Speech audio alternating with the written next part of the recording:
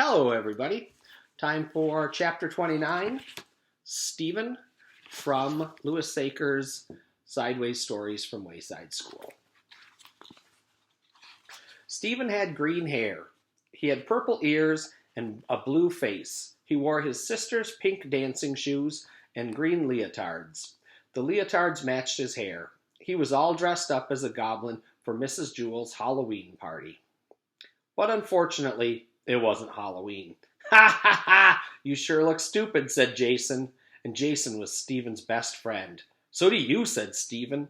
"Boy, are you dumb," said Jenny. "Halloween is on Sunday. Today is only Friday." "You're the dumb one," said Stephen. "Ha ha, you probably come to school on Sunday. Mrs. Jewell said we'd have the party today." But none of the other children wore costumes, only Stephen. "All right, class," said Mrs. Jewell. "It's time for our Halloween party." "See?" said Stephen. Mrs. Jewell gave each child a cookie that looked like an orange witch with a black hat. She laughed when she saw Stephen and forgot to give him one. Stephen didn't ask for it. He was afraid she'd laugh at him again. The children finished their cookies in less than 30 seconds. "All right, class," said Mrs. Jewell. "The party's over. We have a lot of work to do." Stephen felt like a fool. The party lasted less than a minute, and he had to spend the rest of the day wearing a stupid goblin suit. "Look, Stephen's wearing his sister's leotards," laughed Dana.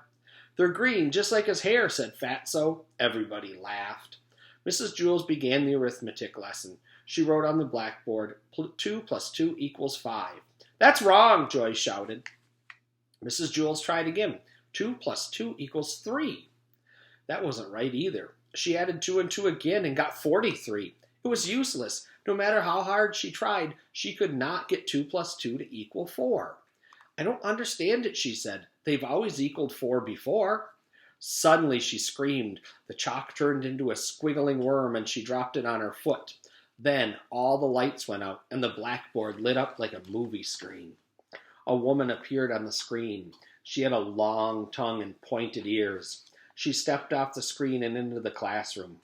It was the ghost of Mrs. Gorf. Mrs. Gorf ran her fingernails across the blackboard.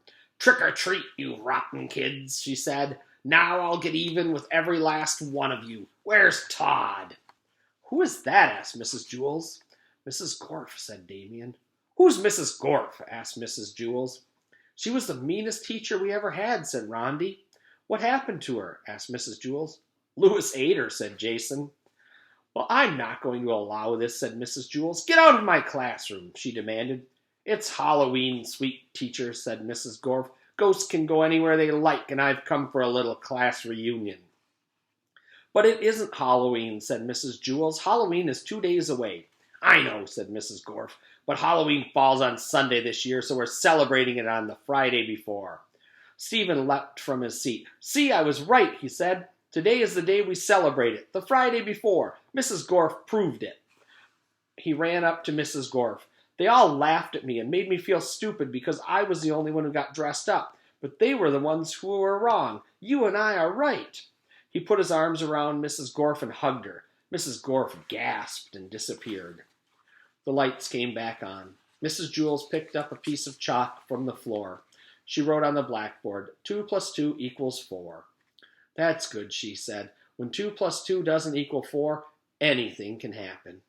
All the children who had laughed at Stephen now called him a hero, but they told him to change out of his stupid costume. So at lunch, Stephen went home. He washed up and changed.